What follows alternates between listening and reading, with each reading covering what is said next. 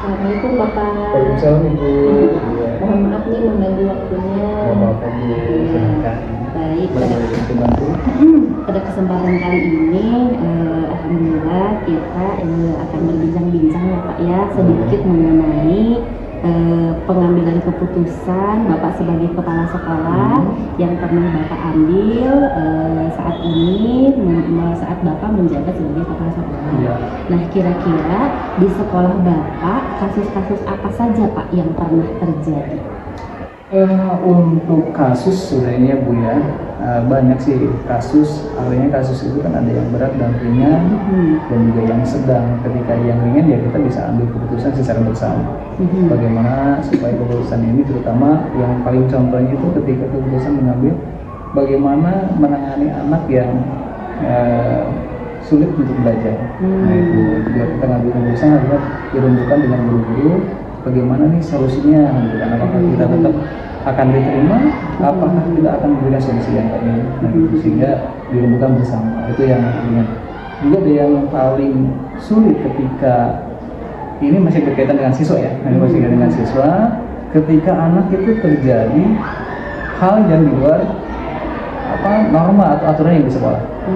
Contohnya, maaf mungkin ada juga anak yang saking berpacaran dekat dan sebagainya sehingga terjadilah hamil dengan luar. Itu kan jadi sementara oleh dinas pendidikan tidak ada larangan kan bahwa anak itu tidak bersekolah, gitu kan, selama memang tidak mengganggu. Hanya norma sosial yang akan menjadi permasalahan bagi sekolah. Itu adalah keputusan yang dilema untuk saya ambil keputusan. Apakah ini anak harus dikeluarkan? Apakah ini anak tetap di sekolah? Nah itu yang menjadi permasalahan. Berarti bersinggungan dengan adanya nilai-nilai kebijakannya Pak ya? Betul ya, Bu. dengan dilema etik yang seharusnya Bapak putuskan, sedangkan Bapak juga mempertimbangkan berbagai hal untuk anak tersebut. Karena anak tersebut memang juga satu mungkin bisa jadi korban, bisa juga memang dia itu ya punya hak untuk mendapatkan pendidikan dan perlindungan. Sementara ketika norma sosial atau norma yang ada di lingkungan ini bagaimana juga? Satu dengan sekolahnya sendiri, gitu kan? Lalu dengan anak itu, itu juga keputusan yang berat tuh. Sehingga saya waktu itu mengambil keputusan dengan ya keputusan sendiri. Sebenarnya kalau bapak ibu guru sih memang biasa itu, anak itu tetap dikeluarkan. Tapi kata saya ini anak tetap harus kita lindungi. Anak harus tetap dilindungi karena bagaimanapun anak juga tanggung jawab kita dan kita juga harus memberikan informasi kepada orang tuanya bahwa ini anak harus tetap kita sekolah bagaimanapun caranya. Berarti artinya saat itu Bapak sudah mengambil keputusan dan keputusannya akhirnya anak tetap bersekolah, tapi dengan catatan anak itu bersekolahnya kalau saya udah besar sekolahnya daring. Karena anak tetap harus bersekolah selama memang tidak mengganggu, karena kan saya belum membaca bahwa anak yang hamil tidak boleh sekolah. Iya, tidak ada aturan secara tertulisnya. Secara tertulis nggak ada kan? Coba bisa dibaca lah kalau di BK juga sama. Atau juga ada nggak aturan anak bahwa yang hamil tidak boleh sekolah? Nggak ada kan?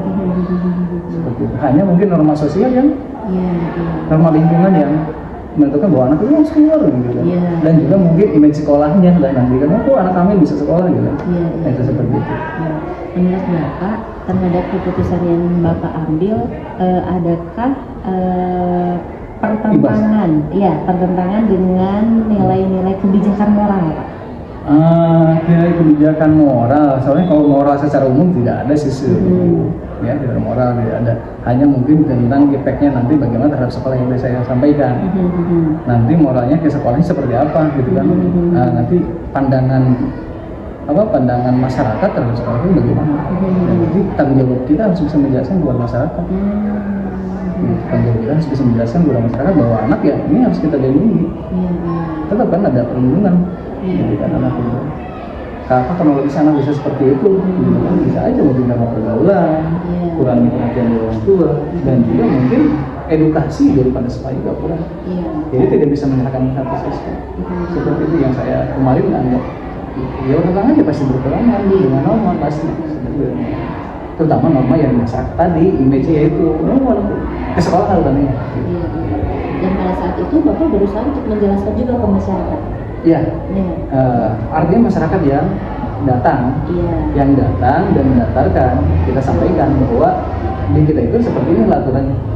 Tapi tetap kita juga tetap di rasanya ada kebebasan. Ada kalau kan sekolah nggak ada yang pendidikan yang harus menganak bahwa anak itu harus gini nggak ada. Tapi tetap kita harus membatasi adanya kekerasan seksual itu nggak boleh. Iya. Kekerasan seksual itu nggak boleh bagi pengikat guru, orang tua, gitu. Nggak pun dengan sekolah nggak ada. Sehingga sekolah ketika ini terjadi, sekolah antisipasinya. Gitu. Antisipasinya ya saya lakukan ya ini. Satu, memberikan pemahaman terhadap siswanya, terhadap orang tuanya, dan ketika harus dia apakah dia harus disalahkan tetap nggak bisa juga kan, karena anak mahasiswa harus dilindungi. Saya tetap berpanggung sama. Ketika udah beres anak ya baru silakan. Kamu dengan karena hidup ini pilihan. Iya. Yang penting hak sekolahnya udah berjalan. Sudah dipenuhi ya. Baik. Untuk ininya Bapak kan sudah mengambil keputusan tuh tadi ya untuk siswa tersebut. Bisa Bapak lebih jelaskan langkah-langkah akhirnya Bapak bisa memutuskan hal itu gitu. Pertama, saya untuk mengambil keputusan hal itu terutama dengan kegiatan mahasiswa. Yang paling saya terus bersinggungan dengan mahasiswa. Satu, saya mengajak komunikasi dulu dengan anaknya. Kenapa bisa terjadi seperti itu? Lalu konfirmasi dengan orang tuanya bisa seperti itu. Lalu saya konfirmasi dengan guru BK, solusinya seperti apa. Lalu juga saya komunikasi dengan guru-guru yang lain seperti apa, sehingga akhirnya beberapa persen mengambil ada ide-ide dan tanggapannya, sehingga saya harus ambil keputusan. Jadi, apakah ini anak dikeluarkan, apakah ini tetap anak harus kita lindungi sekolah. Tapi dengan catatan tadi bahwa anak itu satu, kalau sebenarnya masih tidak terlihat ya kita tetap. Karena kalau 1 bulan 2 bulan kan nggak akan terlihat ya, belum terlihat bukan. Tapi kalau seandainya udah besar, ya wah anak harus tetap di rumah lah. Itu di rumah nanti belajarnya seperti apa. Ya kita kan share aja karena kan dulu bisa daring gitu saya. Belajar kan tidak harus tetap tatap muka, artinya bisa di rumah juga seperti itu. Itu tetap yang saya lakukan ketika waktu itu. Itu dengan siswa.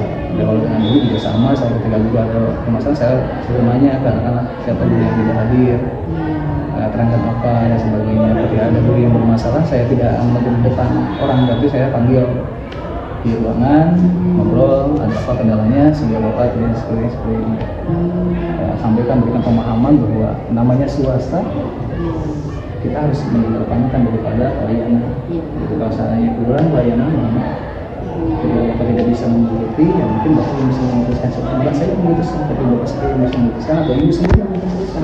Layanan prima ya. Betul, itu saya maka alhamdulillah ketika waktu saya memimpin, bapak ibu selalu welcome, tidak ada masalah dan sebagainya. Bahkan ketika saya keluar juga, Pak keluar ya, sehingga teman di kelas balik lagi, Pak coba kunjung lagi mau Pak.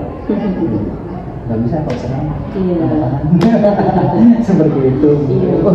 Dari langkah-langkah yang sudah Bapak ungkapkan tadi, menurut Bapak langkah mana yang paling cukup efektif menurut Bapak?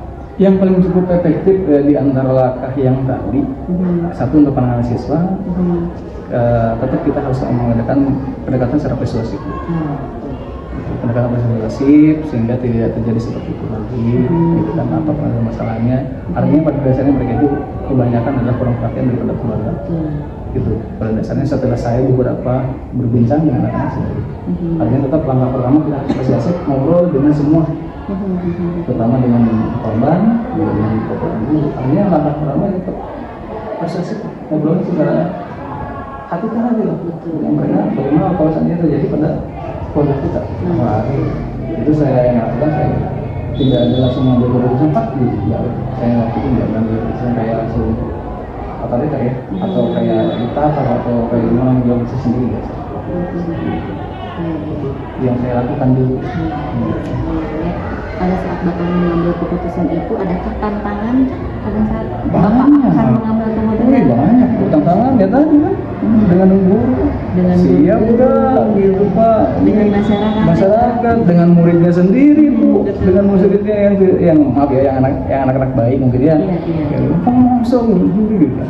Ya itu tantangan, maka kita harus bagaimana pintar-pintar menjelaskan pada, harus pintar ini adanya tetap menjelaskan, penjelasan yang memang harus tersampaikan dengan baik, gitu kan. Komunikasi efektif ya Pak ya. Betul, seperti itu. Kalau tanpa komunikasi efektif, apapun yang bagus jadi jelek. Iya. Seperti itu. Jadi walaupun yang jelek, kalau punya komunikasi yang baik, insya Allah mereka bisa paham. Kalau seperti itu. Nah, jadi mungkin kepada mereka tekankan bahwa ini jangan sampai terulang lagi. Betul. Kasus seperti ini. Cukup satu kali saja. Cukup satu kali. Ya akhirnya pada akhirnya lulus kan alhamdulillah. Kalau udah lulus, mangga terserah. Kalau mau menikah, yang mau disebutnya, mau terserah. Pada saat Bapak tadi melakukan langkah-langkah ya Pak ya, adakah jadwal khusus mungkin Bapak tetapkan untuk beberapa anak tertentu, jadwal khusus dalam penanganan Oh gitu. masalah? Artinya jadwal penanganan ya, Iya, jadwal supaya apa? Kalau jadwal sih nggak ada, jadwal penanganan nggak. Tapi hanya saya pantaunya terus setiap hari. Artinya tidak dijadwalkan. Kamu hari ini ya komunikasi dengan Bapak enggak. Tapi kamu mulai dari sekarang dalam pemantauan Bapak. Jadi setiap hari, setiap kalau sekolah ya setiap hari, setiap jam juga harus dipantau. Anak itu sekolah enggak, sebagai problemnya, sebagai termasuk guru-guru juga termasuk harus apa ya mungkin bukan ya artinya harus bisa jadi tamu yang di luar gitu kan. Ketika di luar seperti apa? Tapi alhamdulillah ketika tidak dijadwalkan juga setiap hari mereka oh iya ada paragraf oh ini ada juga gitu seperti itu. Jadi mereka juga merasa diperhatikan. Betul. Akhirnya mereka ketika ditanya oleh saya bagaimana perasaan kamu setelah ngobrol alhamdulillah Pak saya merasa diperhatikan dan saya merasa lega masalah saya sehingga yang tadinya umat gitu sebagainya sehingga anak-anak itu di luar kasus itu ya anak-anak itu walaupun ini suka ngobrol Pak mau curhat apa lagi kamu Pak mau curhat saya mau curhat termasuk bukan kemarin saya juga bukan pimpinan karena keseruan mungkin akhirnya anak juga datang Pak saya curhat tuh mereka mau curhat apa curhat masalah keluarganya masalah kamu termasuk ya hal yang negatif yang dilakukan oleh anak itu curhat sama saya Terbuka untuk hanya mungkin harus buat sayanya saja ketika ya Allah anak-anak ternyata seperti ini ya Allah gitu ternyata kebanyakan itu dari blok kamu mereka kasih setujuan ke tadi artinya ya orang tuanya kemana perceraian lah tinggalkan sama bapaknya kasus ekonomi paling sekian persen tapi kebanyakan itu ada blok yang curhat dalam pengambilan keputusan tadi adakah beberapa faktor atau seseorang ataupun beberapa peristiwa yang mendukung Bapak mengambil keputusan tersebut? Mendukung salah satunya juga mendukungnya faktor bisa seseorang atau peristiwa apa yang sehingga Bapak mengambil keputusan itu? Peristiwa apa saya rasa nggak ada Bu. Saya hanya hati nurani saya yang berkata bahwa ketika memang kasus seperti ini bagaimana kalau terjadi pada kita seperti itu apakah ini baik atau tidak yang namanya pimpinan harus mengambil keputusan artinya saya juga insya Allah setelah keputusan ini saya udah bolak-balik gitu belum baik akhirnya jadi saya harus mengambil keputusan ini karena panggilan ini karena ini kasihan anak kalau anak ini sampai putus sekolah karena dia baru 1 bulan 2 bulan gitu nah sebagaimana apakah juga harus digugur? Ya mungkin juga itu dosanya lebih besar lagi atau sampai lagi nanti akan kejadian apa ya nanti di luar nggak tahu kan artinya banyak hal yang saya pikirkan dan Bapak lebih banyak berpikir ke depan ya Pak ya betul. Bagaimana nasib anak nanti betul Bu anak itu kan perlu motivasi perlu dukungan ketika memang siapa yang mau anaknya seperti itu karena pergaulan mungkin kan karena memang ya lingkungan juga mungkin karena faktor kita juga sebagai guru yang salah pendekatan tadinya sehingga ya udah saya ambil keputusan ini makanya sekali Bapak apapun itu sebagai kepala sekolah tetap harus mengambil keputusan ya baik itu keputusan yang sesuai dengan pikiran banyak orang ataupun keputusan yang tidak sesuai yang bertentangan dengan berbagai kebijakan moral. Terima kasih banyak Bapak sama-sama mudah-mudahan bisa bermanfaat habun dan dihasil partner. Assalamualaikum. Waalaikumsalam warahmatullahi wabarakatuh. Assalamualaikum Ibu. Waalaikumsalam warahmatullahi wabarakatuh. Mohon maafnya mengganggu waktunya pada kesempatan kali ini. Saya mengganggu waktu Ibu untuk ngobrol-ngobrol sebentar ya. Baik Ibu, pada kesempatan kali ini kan Ibu sebagai kepala sekolah ya Bu ya. Nah di sekolah Ibu biasanya pernah tidak Ibu menangani sebuah kasus barangkali yang kaitannya dengan etika moral di sekolah? Kalau di sekolah pasti ada gitu ya, cuman nggak terlalu banyak. Salah satunya ya, misalnya di sekolah saya pernah sih ada dari guru tuh, dengan guru. Misalnya saya menentukan harus materinya harus seperti ini, nyanyinya harus seperti ini. Terus bagaimana caranya supaya baca itu ke anak-anak simple tapi menyenangkan. Nah, ada salah satu guru yang agak-agak tidak setuju gitu ya, ya semaunya dia gitu ya, semaunya dia. Ya gimana saya kan yang ngajarnya gitu. Padahal itu kan aturan sekolah yang harus mereka turuti gitu ya, harus kan kita juga tidak apa ya, tidak membebani mereka seperti gimana harus baca seperti ini, harus misalnya harus menulis seperti ini, enggak juga ya. Jadi kita ngajar enjoy gitu ya, anak-anak bisa menerima dan bisa senang juga, terutama orang tua. Tapi ada salah satu guru yang kayaknya tidak atau kurang setuju lah gitu, kurang setuju gitu ya. Pengen saya seperti ini Ibu, katanya. Ibu bagaimana kalau tidak ada baca, bagaimana kalau tidak ada misalnya tidak ada menulis. Nah itu kita menerapkan ada, cuma kan tidak menuntut anak harus bisa, kan namanya juga anak TK gitu, saguluyur nawe gitu.